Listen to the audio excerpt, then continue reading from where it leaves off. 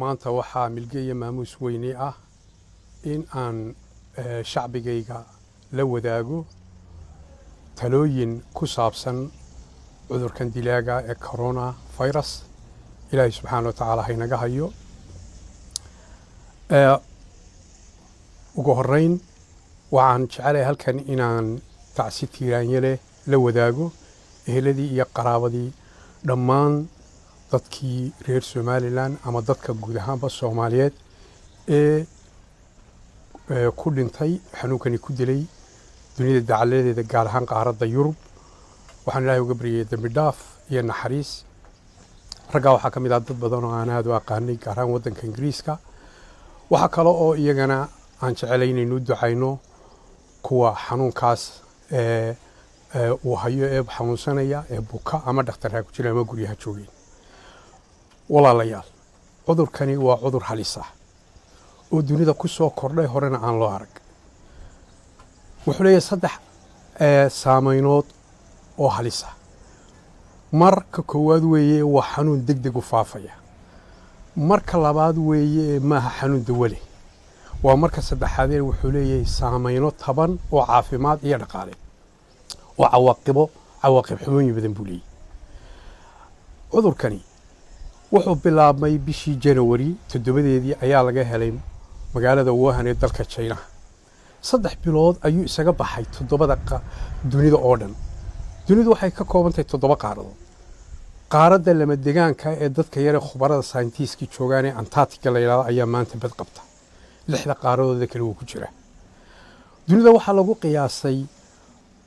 175 dal ee qaramada midoobay laga aqoonsan yahay iyo ilaa 13 dal oo de facto states oo jira oo aan la aqoonsanin ama dalal aqoonsan yihiin. waa inuu ka mid nahay 208 wadan ilaa 190 wadan ayuu maanta la hubaa inuu ku jiro. wuxuu dilay 70,000 ku dhow dad ku dhow 3 bilood. waxa maanta la baaray oo lagu arkay 1,300,000 dad ku dhow. waxa la aaminsan yahay in dad badan qabaan oo cidi baaray. marka xanuunkani waa xanuunka khalista leh. waa laga maarmaan mar haddii dalkeena kaysaskii ugu horeeyay sida ay inoo xaqiijiyeen guddigeena heer qaran ee ka hortagga iyo la dagaalanka cudurkani inuu labadii kays horeeyay Somaliland lagu arkay inaynu iswacyi gelino oo isbaraarujino waa laga maarmaan. anigoo arrintaa uga gol waxaan maanta halkan soo marinayaa muxuu ahaayay 11 talo oo kala duwan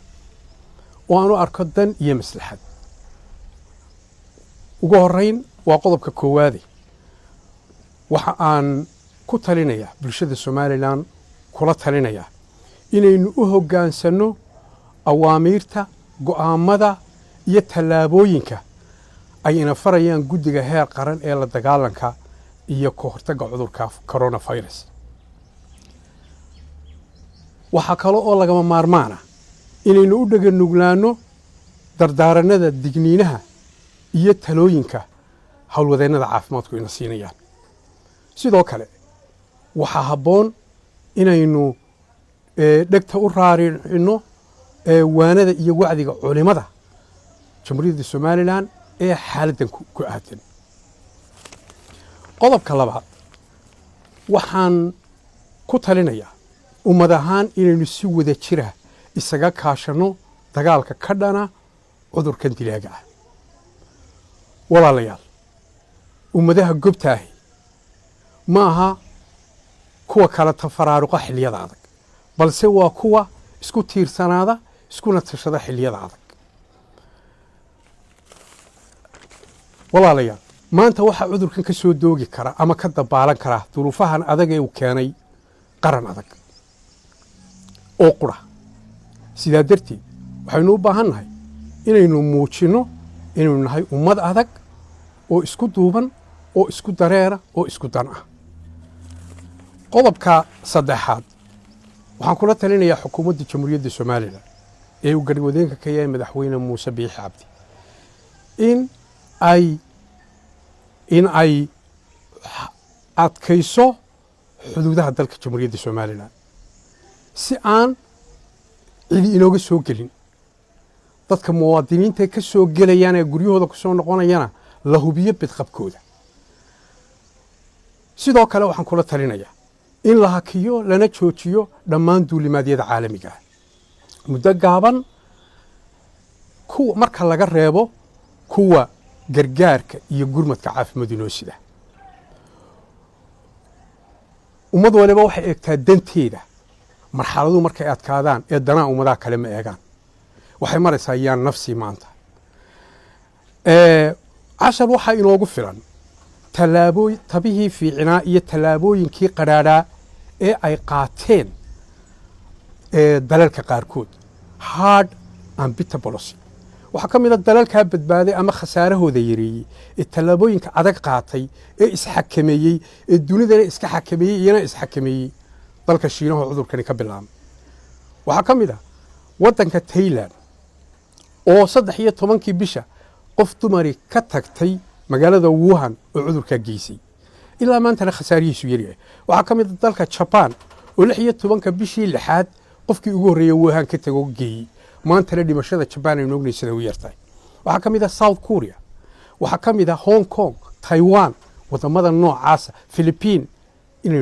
in tallaabooyinkaasoo kala qaadano geesinimada leh ee ismaqal kale ee dhaqanka urursan leh baynu u baahanaa dalalkii isdhigtay dhaawac badan baa gaadhay xogaal baynu ka nahay waxaynu u baahannahay in kontaroolada magaalada laga soo gelaya magaalooyinka gobollada iyo degmooyinka waaweyn in la dhigo adeegayaal caafimaad oo xumad baadhayaal ah waxaan dareensanahay meel kasta inaan qalab baadhiseed la dhigi karin si loo hubiyo bedqabka muwaadiniinta isaga gooshaya gobollada dalka qodobka afraad waxaan leeyahay howlwadeennada caafimaadku waa halbowlaha nolosheenna sidaa darteed waxay inooga baahan yihiin inaynu degdeg ugu diyaarino agab ka difaaca cudurka personal protective equipment waxa la yidhaahdo si ay iyaguna isaga ilaaliyaan bukaanka dadka bukaanka ay daryeelayaanna ay uga ilaaliyaan waxay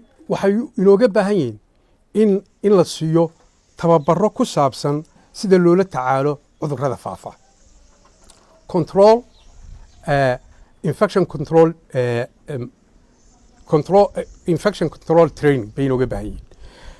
waxay inooga baahan yihin inaynu dhiiri gelino oo ayna niyad jebin u mahadnaqno waxay nagala soo dabaasheen duruufo badan xilligii shuban biyoodkii dalka saameeyey oo ahaa cudur khatar ah oo dilaaya oo aan ka dhicin daacuunka waxay nafta ayay duldhigeen waxay mudan yihiin inaynu mahadnaqno maantana aynu gubaabino waddamadii shaqaalo howlwadeennadooda caafimaadka aan la daryeelin ee qalabka mar qaboonadii hore helin dhimasho badan iyo dhaawac badan baa ku dhacay waxaa ka mid ah dalka Talyaaniga 65 dhakhtar baa ku dhintay cudurkaa u dhintay 6,000 oo howlwadeenna cudurkaa way qaadeen halka dalka China cudurkaasi ka bilaabmay 5 dhakhtar oo kaliya ku dhinteen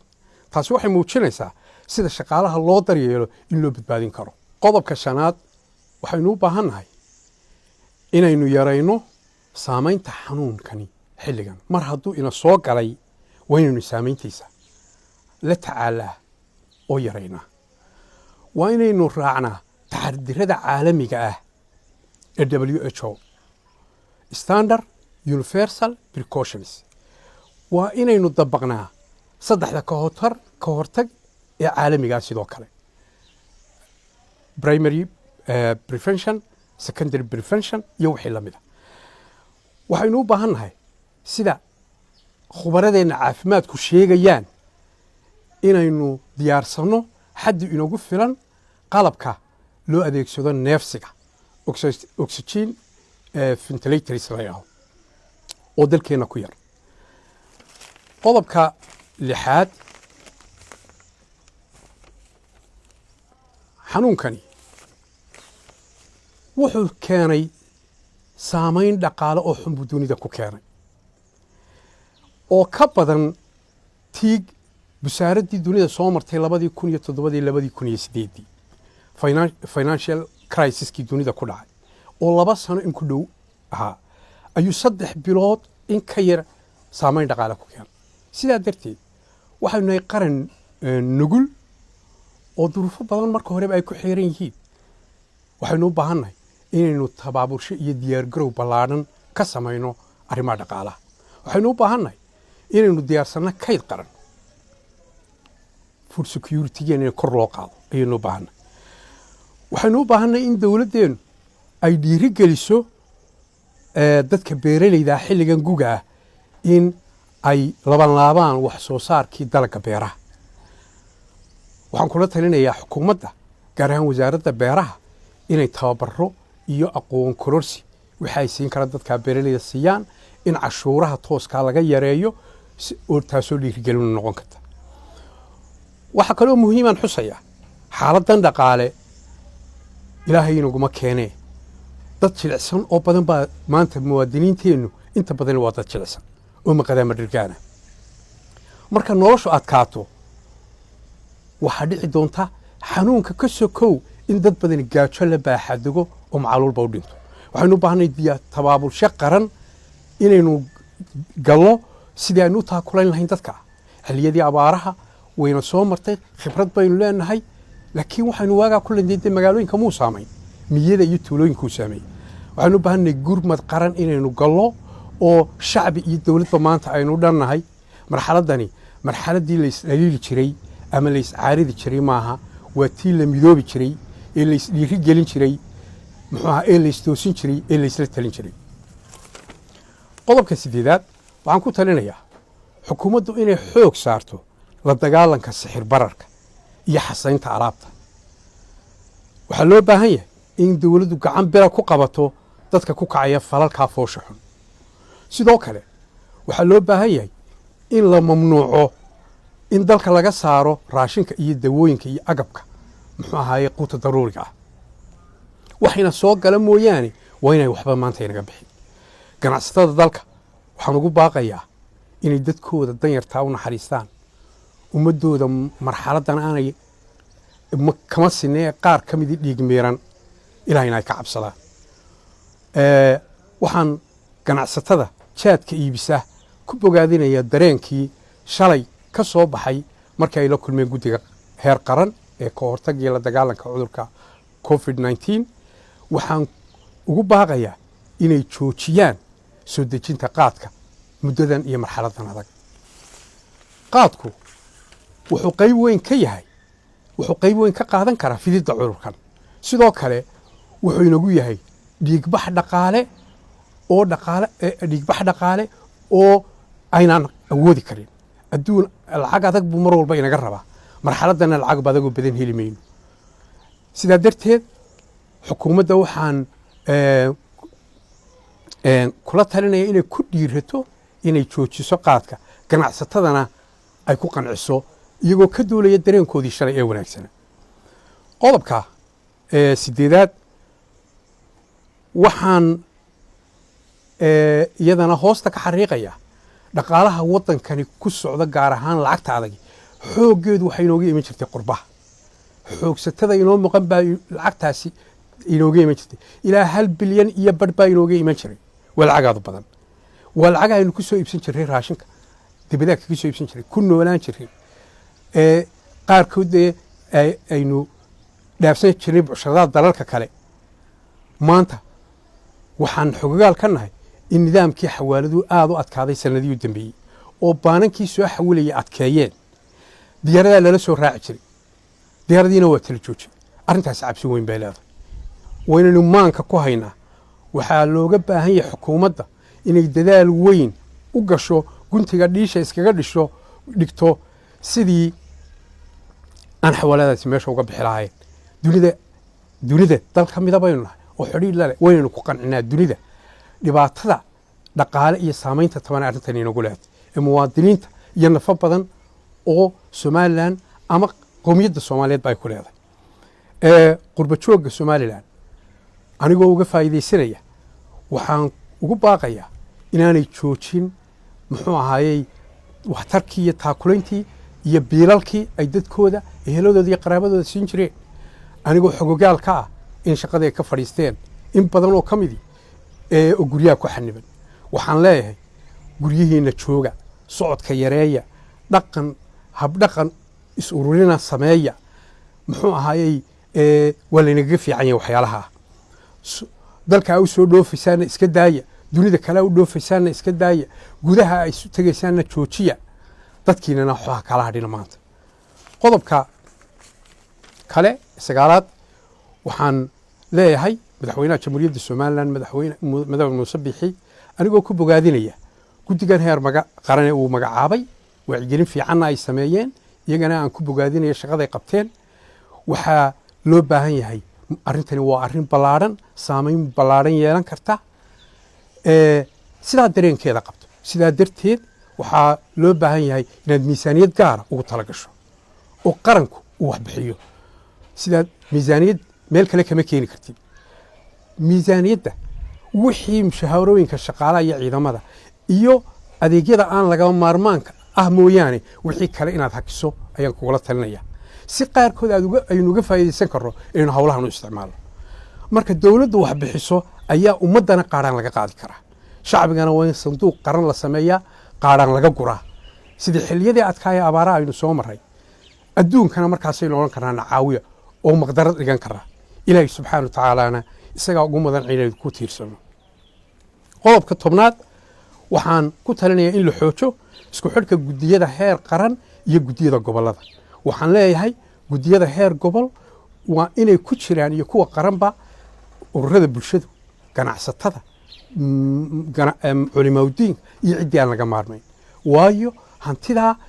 kalsooni iyo transparency accountability in lagu maamulo ayaa muhiima khibrad weyn baynu ka helay xaaladdii abaaraha iyo shubannada ummad isku tiirsan is-aaminsan ayaa wax la tacaali karta madaxweynahana waxaa maanta looga baahan yahay hogaamin toolmoon iyo aragti fog iyo dad iskuwad ballaadhan ayaa looga baahan yahay ugu dambayn waxaan bogaadinayaa cid kastoo hawshaa isku hawshay guddiyada qaranka kuwa gobollada waxaan bogaadinayaa dadkii taakulada degdega ka geystay mashruucan ka hortagga cudurkan iyo la dagaalankiisa si gaara waxaan u bogaadinayaa dhakhtar axmed xuseen ciise oo kaalmo weyn geystay waxaan leeyahay ilaahay khayr ha ku siiyo dhammaantiinna waxaynu u baahanayn gacmaha isqabsanno wabilaahi towfiiq wasalaamu calaykum waraxmatullahi wabarakaatu